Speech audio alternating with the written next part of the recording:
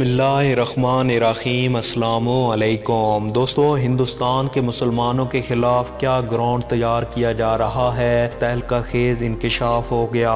مودی سرکار مسلمانوں کو نگلنے کے لیے منہ پھاڑے کھڑی ہے۔ کسی بھی وقت کوئی بھی واقعہ رونما ہو سکتا ہے، مغربی میڈیا کا دعویٰ۔ مودی کی مسلم دشمنی کا انجام کیا ہوگا، بڑی خبر آ گئی اور بھارت میں مسلمان ہونا جرم ہو گیا۔ بھارت میں بڑی تباہی کی پیشن گوئیاں سامنے آنے لگیں۔ ویڈیو کے آخر میں آپ کو یہ بھی بتائیں گے کہ اس وقت بھارت میں ایسا کیا ہو رہا ہے جو بھارت چھپا رہا ہے۔ ویڈیو کی تفصیل میں جانے سے پہلے ہماری اپنے تمام دیکھنے والے دوستوں سے گزارش ہے کہ وہ ہماری اس ویڈیو کو لائک اور شیئر کرنے کے ساتھ ہمارے چینل کو بھی ضرور سبسکرائب کر لیں تاکہ ہماری آنے والی ہر نئی ویڈیو آپ کو بر وقت مل سکے، اور ساتھ ہی پاک فوج زندہ باد، پاکستان پائندہ باد اور پاکستان کے گمنام ہیروز کو سلام کا نعرہ کامنٹ ضرور کیجئے گا۔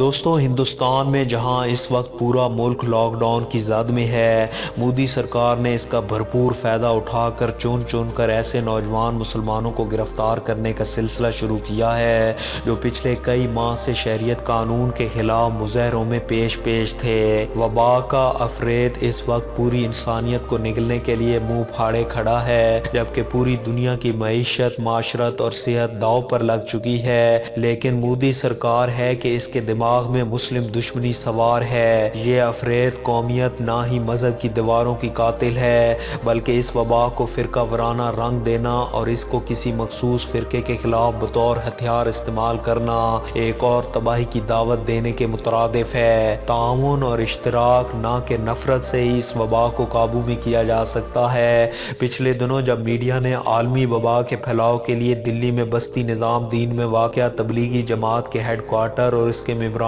کو کٹہرے میں لا کھڑا کر دیا، تو جنوب دلی میں واقع میری کالونی، جس میں زیادہ تر مڈل کلاس افراد رہتے ہیں، کے ریزینٹڈ ویلفیئر ایسوسی ایشن کے سیکرٹری نے واٹس ایپ گروپ میں اطلاع دی کہ کالونی میں سبزی فروش، پلمبر اور دیگر ایسے افراد کا داخلہ بند کر دیا گیا ہے۔ گو کہ سیکرٹری نے مسلمانوں کا نام تو نہیں لیا، لیکن بعد میں انکشاف ہوا کہ جن افراد کا داخلہ بند کیا گیا ہے وہ سبھی مسلمان تھے۔ پاس کی کالونیوں میں مسلمان چوکیداروں کی بھی چھٹی کرا دی گئی، جبکہ دلی کے نوائی علاقے سے خبر ملی ہے کہ ان کی کالونیوں کی ایسوسی ایشن نے سختی کے ساتھ تاکید کی ہے کہ وبا کے خاتمے تک کسی بھی گھر میں کوئی مسلمان بطور مہمان یا کام کرنے کے لیے نہ آنے پائے۔ اس وبا کو فرقہ وارانہ رنگ دینا اور اس کو پوری طرح مسلمانوں کے سر پر منڈنا نسل پرستی کی ایک انتہا ہے۔ اس پروپیگنڈے کے سبب دلی میں ایک 22 سالہ مسلم نوجوان کو ایک بھیڑ میں پیٹ کر ہلاک کر دیا گیا، جبکہ شمال مشرقی صوبہ جھارکھنڈ میں بھی بھیڑ میں ایک مسلم نوجوان کو قتل کیا گیا اور اس میں ان کے 2 ساتھیوں کو بھی شدید زخمی کر دیا گیا۔ ان پر الزام تھا کہ وہ ہندو گھروں کے سامنے تھوک رہے تھے۔ دوستو، سوشل میڈیا پر کرونا جہاد اور تبلیغی وائرس کے ہیش ٹیگ چلا کر اس انتہا پسند ہندو نے خوب مزے لوٹے۔ اسی لیے شاید معروف مصنفہ ارونا دتا رائے نے جرمن نشریاتی ادارے کو دیے انٹرویو میں خدشہ ظاہر کیا کہ ہندوستان میں صورتحال مسلمانوں کی نسل کشی کی طرف بڑھ رہی ہے۔ ہندوستانی وزیر اعظم نریندر مودی کے اپنے صوبے گجرات کے مین ہسپتال میں مسلمانوں اور ہندوؤں کے الگ الگ وارڈ بنائے گئے ہیں، جبکہ اتر پردیش کے میرٹھ شہر کے کینسر ہاسپٹل نے باضابطہ ایک اشتہار کے ذریعے مطلع کیا کہ اب وہ نئے مسلمان مریضوں کو صرف اسی صورت قبول کرے گا جب وہ اور ان کے تیمارداروں کی رپورٹ نیگیٹو ہوگی۔ مسلمانوں کے ساتھ نفرت کی یہ شدت ہندوستان تک ہی محدود نہیں ہے۔ اسرائیل کے فلسطینی علاقوں میں سی سی ٹی وی کیمروں نے نہ صرف یہودی آباد کاروں بلکہ اسرائیلی فوجیوں کی حرکات قید کی ہیں، جس میں وہ ہر مکانوں، دکانوں اور ان کی گاڑیوں کے اوپر تھوکتے ہوئے دکھائی دیے ہیں۔ مغربی کنارے میں تو اسرائیلی سپاہی ہسپتالوں کا فضلہ صندوقوں میں بھر کر پھینک آتے ہیں۔ ایک دہائی قبل امریکی اسکالر پول سٹور سٹن نے لکھا تھا تھا کہ 21ویں صدی کے مسلمان نے 19ویں صدی کے یہودی کی جگہ لے لی ہے۔ اگر اینٹی سمپٹمز کی تشریح معلوم نہیں کرنی ہو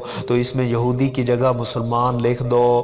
اسی طرح کینیڈا کے فلم ساز کیون سٹیچن نے جس طرح کا پروپیگنڈا اسلام اور مسلمانوں کے متعلق دنیا میں عام کیا ہے، بلکہ اسی طرح کا گراؤنڈ 19ویں صدی اور 20ویں صدی کے اوائل میں یہودیوں کے خلاف مغرب میں تیار کیا جا رہا تھا، جو کہ بعد میں ہولوکاسٹ پر منحتج ہوا۔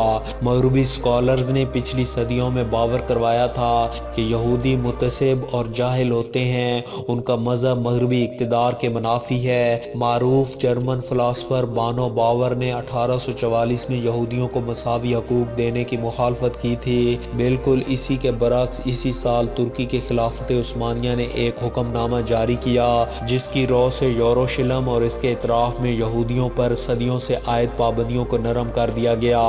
بابل اور رومن سلطنتوں نے یہودیوں پر غیر منقوع جائیدادیں خریدنے اور ان کے زراعت کے پیشے میں حصہ لینے پر پابندی عائد کی ہوئی تھی، جبکہ دوستو 18ویں صدی کے معروف فرانسیسی مورخ فلسفی والٹر نے بھی یہودیوں کو انتہا پسند اور ترقی مخالف قرار دیا تھا۔ 14ویں صدی کے وسط میں جب یورپ طاعون کی لپیٹ میں آیا تو افواہوں کا بازار گرم ہو گیا کہ یہودی وبا کو پھیلا رہے ہیں۔ یہ بھی افواہیں پھیل گئیں کہ انہوں نے پانی کے کنویں میں زہر ملا دیا ہے۔ پھر کیا تھا کہ کئی جگہوں پر یہودیوں کا قتل عام کیا گیا، ان کے رہائشی علاقوں کو جلا ڈالا گیا اور وبا کو ایک طرح سے یہودیوں کے خلاف بطور ہتھیار استعمال کیا گیا۔ اپنی اس تاریخ کو بھلا کر حال ہی میں اسرائیلی وزیر اعظم نتن یاہو اپنی کابینہ اور ڈاکٹروں کی ایک ٹیم کو بتا رہے تھے کہ اس وبا سے ہمیں عرب علاقوں سے تعاون مل نہیں رہا تھا، وہ بھی اس وبا کو مجبور اور محقوق فلسطینی عوام کے خلاف بطور ہتھیار استعمال کرنے کی طرف اشارہ کر رہے تھے، مگر انتہا پسند یہودی ہر ذی فرقہ لاشوں کو نظر انداز کر رہے تھے جس کی حرکتوں سے عرب آبادی وبا کی زد میں آ چکی تھی۔ اس فرقے کے لوگوں پر لاک ڈاؤن اور نہ ہی معاشرتی فاصلہ کوئی معنی رکھتا ہے، جبکہ اسرائیلی حکومت نے ان کے علاقوں کو اب ہاٹ سپاٹ تو ڈکلیئر کیا مگر پابندی عائد کرنے سے ابھی تک وہ آری ہے، کیونکہ ان کا زور جبر بس فلسطینی عوام سے ہی نبٹ سکتا ہے۔ دوسری جانب ہندوستان میں جہاں اس وقت پورا ملک لاک ڈاؤن کی زد میں ہے، پولیس نے اس کا فائدہ اٹھا کر چن کر ایسے نوجوان مسلمانوں کو گرفتار کرنے کا سلسلہ شروع کر رکھا ہے جو پچھلے کئی ماہ سے شریعت قانون کے خلاف مظاہرے میں پیش تھے۔ جامعہ ملیہ اسلامیہ کی طالبہ صفورہ سرگدولی پولیس کی اسپیشل برانچ نے لاک ڈاؤن کے دوران ہی پوچھ تاچھ کے لیے اپنے دفتر بلایا اور گرفتار کیا۔ اس سے قبل اس یونیورسٹی کے ایک اور اسکالر کو بھی گرفتار کیا گیا اور اس طرح کی گرفتاریوں کی خبریں ملک بھر سے آ رہی ہیں۔ یہ سب ایسے وقت میں ہو رہا ہے جب کوئی وکیل میسر ہے نہ عدالتیں پوری طرح کام کر رہی ہیں۔ ہندوستانی میڈیا کی شرمناک رپورٹنگ کا حال یہ ہے کہ پچھلے ہفتے انڈین ٹوڈے چینل نے دلی میں 3 مدرسوں پر ایک سٹنگ آپریشن کے بعد دعویٰ کیا کہ یہ وبا پھیلانے کا کام کر رہے ہیں۔ ان تینوں مدرسوں کے بارے میں بتایا گیا کہ انہوں نے بچوں کو چھپا کر رکھا ہوا ہے اور معاشرتی فاصلے کی خلاف ورزی کر رہے ہیں، مگر جلد ہی اس کی ہوا نکل گئی۔ نیوز لابی نے پولیس علاقے کے ڈاکٹروں اور مدرسے کے ذمہ داروں سے ملاقات کر کے بتایا کہ لاک ڈاؤن کے بعد مدرسوں نے بھی چھٹی کا اعلان کیا تھا اور بچوں کو ان کے گھروں کو بھیجنے کے لیے ٹکٹوں کا بھی بندوبست کیا تھا، مگر جب ٹرانسپورٹ ہی روک گیا تو ان کو ہاسٹلوں میں روکنے کے سوا کوئی چارہ نہیں تھا۔ وزارت تعلیم نے بھی ایک حکم نامے میں تعلیمی اداروں کو ہدایت دی تھی کہ جو طالب علم اپنے گھروں کو نہیں جا پائے ان کے لیے ہاسٹلوں میں رہنے اور کھانے پینے کا بندوبست کیا جائے۔ جب مارچ کے وسط میں دلی میں تبلیغی جماعت کا اجتماع ہو رہا تھا تو اس وقت تو کئی ہندو تیرستان بھی زائرین کے لیے کھلے تھے۔ تبلیغی جماعت کے ذمہ داروں کی بے جا حجت اور ان کے رویے نے معاملہ خراب تو کر دیا، مگر یہ بھی حقیقت ہے کہ اس دوران پارلیمنٹ کے دونوں ایوانوں کا سیشن بھی جاری تھا اور دوستو لندن میں ہری کرشنا محمد کا بھی ایک اجتماع جاری تھا۔ اس میں شریک 30 افراد اس وبا کا شکار ہوئے جبکہ 5 افراد کی موت بھی ہو چکی ہے، مگر برطانوی میڈیا نہ عوام نے ہرے کرشنا کے ذمہ داروں کو کٹہرے میں کھڑا کر کے ان کو وبا کا مرود الزام ٹھہرایا۔ اسی دوران وسطی صوبہ مدھیہ پردیش میں سیاسی ڈرامہ بھی کھیلا جا رہا تھا جہاں اپوزیشن کانگریس کی حکومت کا تختہ تختہ پلٹ کر بی جے پی نے حکومت بنائی۔ اس ڈرامے کے مکمل ہونے والی ارونا حکومت کی حلف برداری کے بعد ہی لاک ڈاؤن کا اعلان کیا گیا۔